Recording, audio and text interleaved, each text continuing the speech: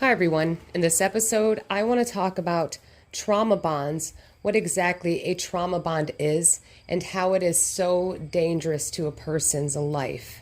Now, being in a relationship with a narcissist is all based on the trauma bond.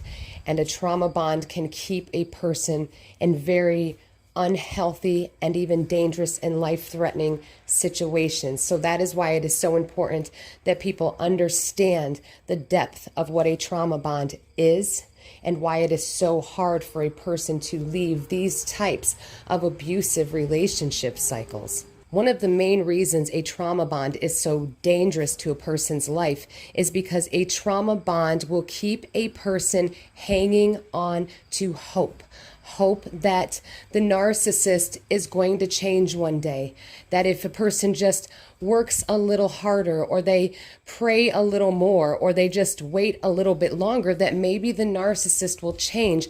Maybe the relationship will get better. Maybe the narcissist will want to get better. And this is the brutal truth of a trauma bond, because a person will spend their entire lives working to try to make that narcissist happy, working, trying to get back the person they first had when they met the narcissist during the love bombing phase. It will keep a person waiting their entire life for the narcissist to change or come back or want to get better. So real quick before I get started, I just want to thank everyone for listening. And if you're new here, my name is Danielle, and I truly appreciate everyone's support on this journey. And I hope you find this information useful. So let's talk about real quick what a trauma bond is. Now, a trauma bond essentially is nothing more than an addiction. It's a brain chemical addiction equivalent to any other addiction, a heroin addiction, cocaine, alcohol, gambling, sex. It is all based off dopamine production in your brain, and that's essentially what gives you feelings of rewards and pleasure and keeps you addicted. Dopamine keeps you addicted. So when you are trauma bonded to a narcissist and you become addicted to the cycle of abuse, what happens is during love bombing, your brain is being flooded with dopamine, oxytocin, serotonin, because the narcissist is, love bombing you. They're putting you on a pedestal. What's happening is you're high. Essentially, you are high on dopamine, serotonin, and oxytocin. Now, we're going to focus on dopamine because that is the brain chemical that causes addiction and keeps people addicted.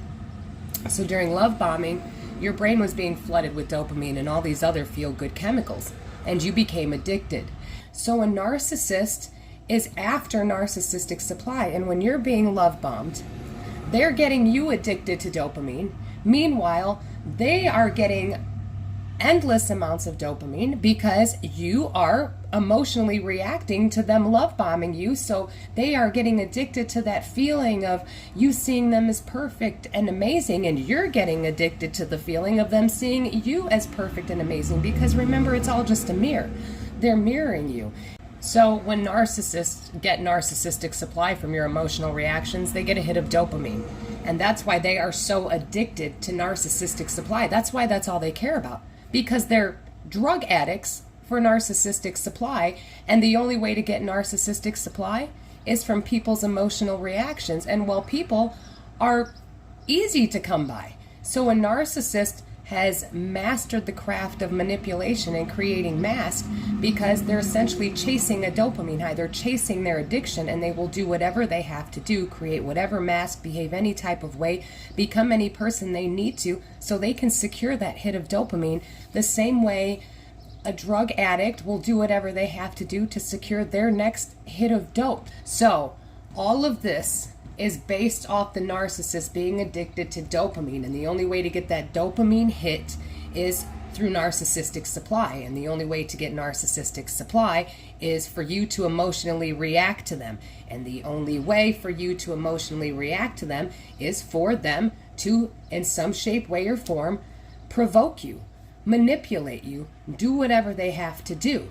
And during devaluation, your fuel is extremely potent, because the narcissist doesn't have to do any work to get an emotional reaction out of you other than the bare minimum. So what happens with the brain chemicals is that when you reach devaluation and the narcissist starts giving you silent treatments and taking away their attention, you go through withdrawals. The same way any other addict would go through withdrawals, because your brain is not getting the dopamine that it's used to. Your brain's used to being flooded with dopamine, and now it has to figure out how to regulate itself and get back to normal. And that's why during your cycle of abuse with the narcissist, you get so depressed, tired, you can't eat, or you overeat, or all you do is sleep, and you just cannot function as a human. During that time, your brain, your body is withdrawing from the dopamine addiction.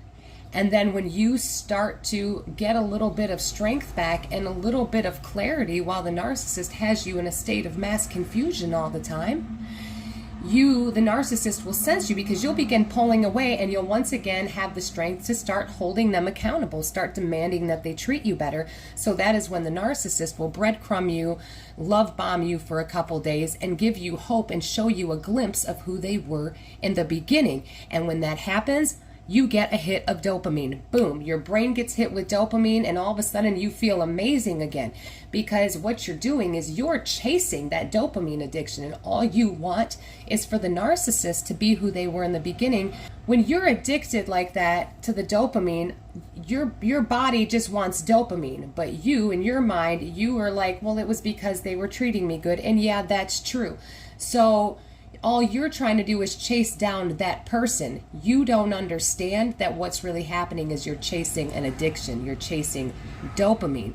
And once you get out and you learn about trauma bonds and you understand that it is just an addiction, it does help catapult the healing process. It doesn't make it any easier, because, narcissistic abuse causes brain damage. It causes damage to the hippocampus, but it can be reversed due to the neuroplasticity of the brain. Basically, your brain can rewire itself, so you can recover from this type of psychological abuse and brain damage.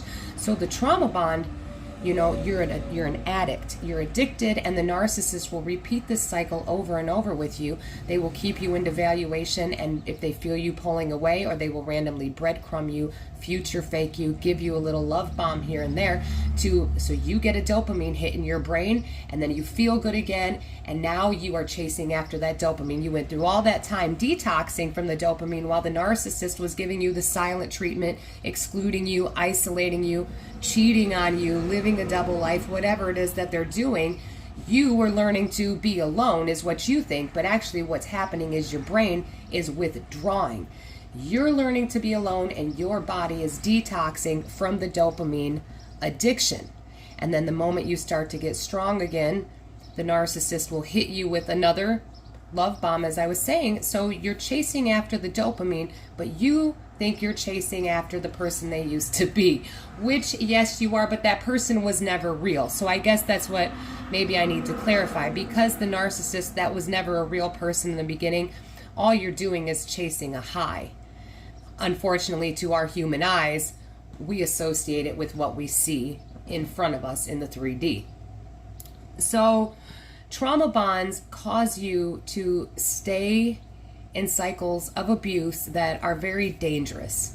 And I really wanted to get to the core of people understanding how trauma bonds work and what it means, and basically, the essential part that it is an addiction, so that you understand that the reason why it is so hard to leave the narcissist, the reason it is so hard to leave the toxic, abusive relationship and cycle, is because the narcissist has made you an addict. You become addicted, and they do it so insidiously and so slowly, which is called grooming. They groom you for this role in their shared fantasy. So now that you're addicted in this cycle of abuse, you can't leave, because you are an addict. The same way everybody gets so frustrated with the drug addict. Why can't you just quit? Why are you ruining your life over this drug? Why are you selling everything? Why are you stealing? Why are you doing A, B, and C? Why don't you just quit using? Well, it's equivalent to people saying to you, why don't you just leave? Because you can't just leave. It's an addiction, and it's painful. It's a painful addiction, because when you're withdrawing, you go through the same physical pain that any other addict goes through when they are withdrawing from their drug of choice or the dopamine. So it is extremely painful, scary. You get nightmares. It triggers PTSD. Trauma bonds Withdrawing and recovering from trauma bonds mimic, they actually look identical to so many mental health disorders. And it isn't until you are fully detoxed and free from the trauma bond and completely removed from the toxic environment and have gone no contact from the narcissist or your abuser that you're able to gain clarity and understand that all these mental health issues that you thought you had or were diagnosed with were nothing. They weren't actually mental health issues. It was that trauma bond that you were trapped in. It was that cycle of abuse, the withdrawing, the detoxing, and then the breadcrumbing, the cycle of addiction that was mimicking these mental health disorders. So it can be very, very, very confusing, very scary, very, very lonely. And the reason why I talk about how dangerous a trauma bond is because it essentially will keep you in a cycle of abuse, and a dangerous cycle of abuse, because it's so hard to leave, because it's painful to leave. It's painful. You know you're being treated badly. You know you want to leave, but it physically and mentally is painful. Painful. It is, in fact, the hardest type of addiction cycle to break. It truly, truly is. Okay, so now that I have gone into depth, and I hope everyone understands, what a trauma bond is, I really want to get on point on why they are so dangerous, other than the fact that they're an addiction. Addictions make people do things that they would not normally do. Addictions, you don't think clearly. When you are in a narcissistic relationship, when you're in an abusive relationship with a narcissist, there is so much gaslighting going on that you don't know up from down, left from right. You don't even know who you are. You don't even recognize yourself anymore. You don't know what is going on, what to believe. Can you trust yourself? Can you trust anyone? Because the narcissist has instilled so much paranoia in you with all the gaslighting that you don't know what to believe. They've isolated you. Now you have no friends around. There's no family around. They've isolated you from everyone they know. They've conditioned you to associate their friends and family with fears of abandonment. They've conditioned their friends and family to see you as controlling, unstable, and abusive, because all their friends and family are seeing is your reaction to their psychological abuse. So you stay in these cycles because you don't understand what's happening, and you can't think straight from all the gaslighting, on top of having a severe addiction to dopamine. The trauma bond keeps you holding on to hope, and it's because of what they do to keep you in the trauma bond, which is the future faking and breadcrumbing. And the reason why that's dangerous is because you tell yourself that if you just work a little harder, as I was saying in the beginning, if you just work a little harder, if you just pray a little more, or if you just wait a little longer, things will get better. But they never will. They never will. The narcissist will never change as long as you are there giving them everything that they want. They don't have anything to change for. You are enabling that behavior. That's why it is so important to go no contact and remove yourself, because that is the only way to break the cycle and break the narcissist abuse and behavior towards you. You have to leave. You have to. That's so important, to be removed from the environment, but it goes that way with any addiction.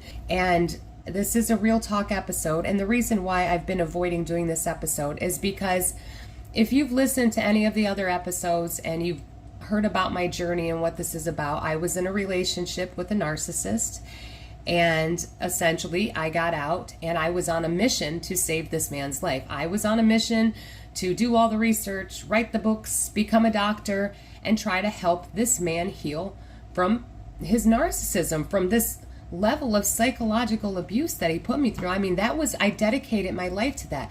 And this is what I mean. This is the dangerous part of the trauma bond, is because even in separation, you stay trauma bonded for a long time. But due to the fact that I was so severely trauma bonded and even suffering from Stockholm Syndrome, I was willing to yet still sacrifice everything about myself and my life to help this man. But my point is that even when you're with them, you sacrifice everything about yourself. And even after you've been discarded or you leave, you continue to sacrifice everything about yourself because of that trauma bond, because of that addiction. People who are suffering from addictions, you do anything to secure that hit. And the same thing kind of goes with trying to get the narcissist back, trying to get back the person that they were when they were love bombing you, which never existed in the first place. So really, you're addicted, chasing some high that never existed.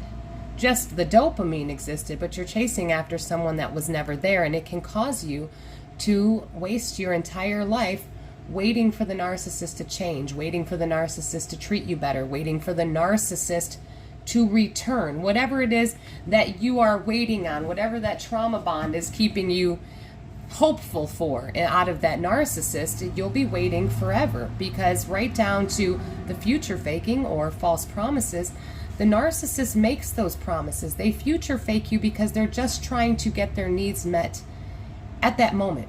At that very moment, which is all they're trying to do, is secure a dopamine hit. You give them an emotional reaction, they get narcissistic supply, their brain releases dopamine, and their addiction is satiated. So in the grand scheme of things, I guess what I'm saying is a trauma bond will keep you sacrificing yourself even in the narcissist absence, even after the relationship is over, because of their severe gaslighting and the fact that you are an addict to this cycle of abuse. You will wait. You will be willing to do whatever it is necessary to get back that initial person, which is no different than a drug addict's initial high. So they're always chasing that initial high, which they'll never get back. And you'll always be chasing that initial person that you'll never get back. Well, thank you so much for listening. I hope you enjoyed this episode on trauma bonds and understand more about the cycle of abuse and how the entire relationship with the narcissist is based off this trauma bond and the addiction to dopamine. Hopefully, it will help you. It'll catapult your healing process, understanding that what you need to do is essentially detox from the narcissist, detox from the dopamine, get a lot of rest, drink a lot of water. Again, thank you for listening. Stay safe, everyone. Stay strong. Keep getting the knowledge. You are all going to be amazing.